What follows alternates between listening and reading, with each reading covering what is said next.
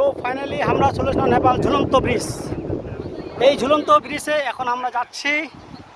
বিক্রম পিছনে, আমি আগে আগে, কোনো খুঁটি নাই, হেঁটে হেঁটে চলে যাচ্ছি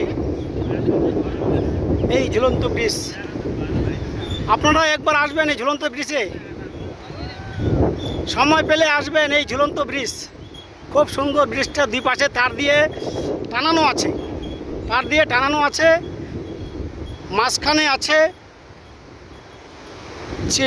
প্ল্যান শিট বিছানো আছে এখানে, সেটা তার কাঠে দিয়ে নাট বল্টু দিয়ে বানানো আছে। খুব সুন্দর এই ঝুলন্ত ব্রিজ।